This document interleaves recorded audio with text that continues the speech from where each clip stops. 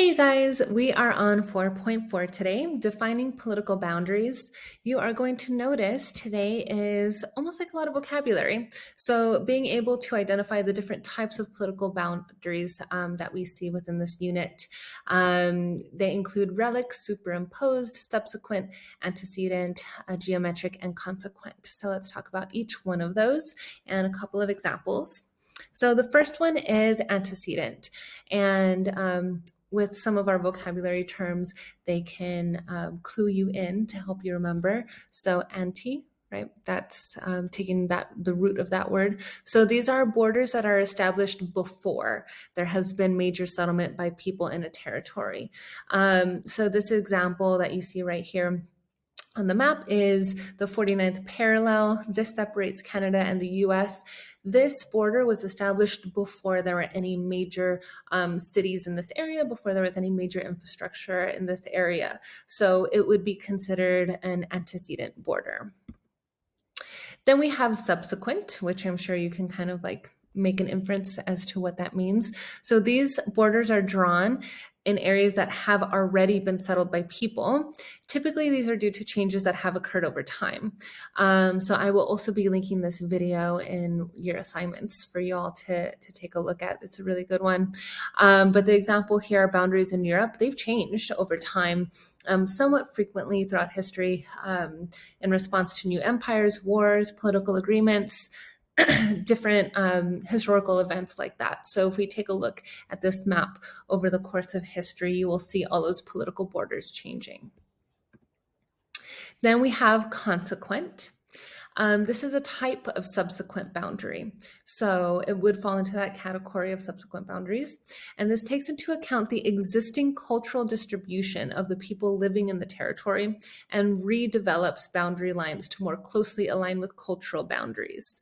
So this is seen as a more positive thing, right? So that way people groups that identify together, that see themselves as similar, would live in the same area. So this in a way is trying to achieve an idea of nation state. Maybe not, for instance, in this example here, maybe not as a country, but at least as a region of their own. So the boundary between the Nunavut and the rest of Canada, this was redrawn in 1999, and this created a province that coincided with that Indigenous group. So for that region, those Indigenous groups are able to have a little bit more say over themselves, make decisions over themselves in their regionalized or localized government.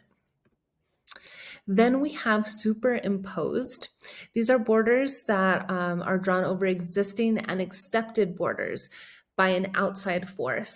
So in one of the previous videos, we talked about Africa with the Berlin Conference, and that imposed these arbitrary boundaries that did not consider any of the culture groups, any of the languages, any of the previous histories of that area, and just superimposed these borders, which then led to a lot of issues.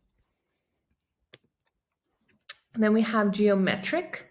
So these are borders that are established on straight lines of latitude and longitude instead of physical or cultural boundaries. So these kind of stand out when you look on a map. You'll definitely see that they are not based on geography, because geography is rarely just in a straight line.